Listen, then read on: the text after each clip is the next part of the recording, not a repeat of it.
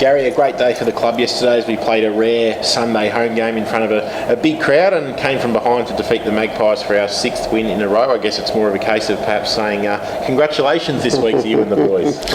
Well, thank you very much. It was probably a nice weekend that was started off with the girls winning on Saturday, obviously, with their first home game win in, almost 18 months. So H and the girls did a really good job, and always, as you do when you come off a bye, it probably just causes the old cockroach to be a little bit uneasy, but we didn't want to be too far down at quarter time, and I thought probably for the first 27 minutes we actually weren't too bad. It was 2-4, but then we allowed a couple of blowtorch stats which resulted in goals by Collingwood, and they probably aimed the outside, and we turned the ball over a little bit shallow going inside our forward 50.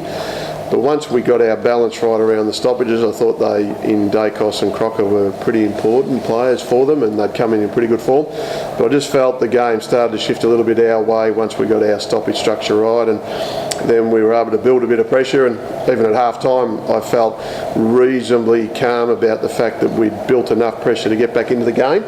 5 goals, 8 I think it was at half time, 8 goals 2. Third quarter we chipped away again, and till 3/4 time it did get a little bit dark and a little bit breezy for the first probably 10 minutes, and we just got 22 inside 50s through repeat entries, setting up well, and then 8 goals 6 in a quarter is pretty powerful to their virtually no score.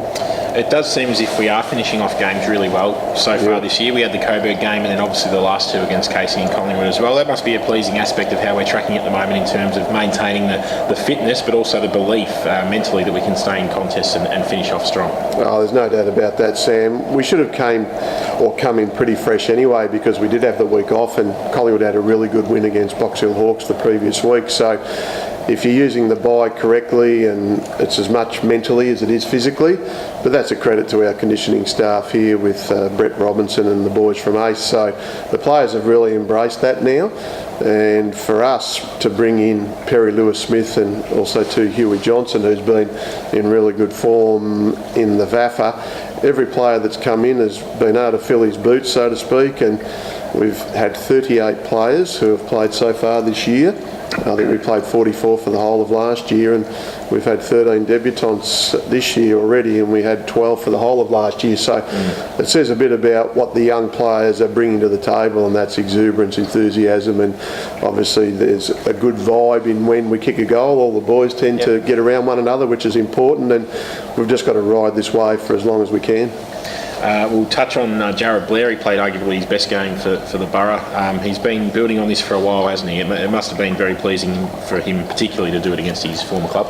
Yeah, I'm sure he's pretty chuffed about it, mate. So 20 contested possessions out of a total of 28 says a lot about the work that he did in Tide, and he has been building. He had a bit of a quad injury early days. He's obviously now got a full-time job and a young baby and coming out of the AFL, so it does become a fairly major adjustment period for the boys who come out of the AFL, but also too stepping into a little development role and his leadership. But yeah, he's been building, and hopefully now this will really kickstart him into the second half of the season. And are there any updates you might be able to provide the fans on in terms of potential returnees to the side over the coming weeks? We're obviously talking about players of the ilk of Ben Jolly and perhaps even Dylan Conway, who bagged 6 goals in his local game on the weekend. Yes, Dylan was very quick to tell me about that on Saturday night after Melton South's first win, so I think he might have been the first one to get his home club report in, which is good from Dylan's perspective, because probably 2 weeks ago we thought he might just be another week or 2, so it's a credit to him that he looks after himself and gets himself into really good shape physically, so he'll be a chance. Then Ben Jolly, we'll see how he pulls up today and Wednesday. So no doubt Ben will be wanting to get himself back in the fray, because of course we've got some big opposition coming up in the next 4 weeks. So the other one that may be a chance could be Matty Arnott, depending on how he pulls up this week. So there is a real lot of positivity about guys who are returning, and we just need to keep consistently getting the guys outside the team at the minute to play well and put a heap of pressure on the guys that are in the team at the minute, and it's always been the sign of a good side if that happens. And just very quickly, Frankston can often be a tricky match-up on their ground. What do you make of them as an opponent this Sunday? Yeah, they're building. They really are. I think they've just been getting better and better. They had a couple of big losses early in the season, but one thing you do know about the Frankston Dolphins is that when they're playing at home, they're really, really hard to beat. Why that is the way is because you train on the ground, you play a lot more games there, and conditions too, the size of the ground. So no doubt they'll be wanting to play well, but why should they have a greater right than us to actually play any better than we have at the minute? So they're coming off a bye, so potentially it's up to us now to make sure that we deal with the Collingwood game yesterday and move on pretty quickly and just keep that hunger and really just get some focus points that the boys are well aware that we can continue to build. We've got to keep getting the processes right. I think that's pretty obvious, Sam. So for us to really launch into the second half of the season, we need to keep playing well.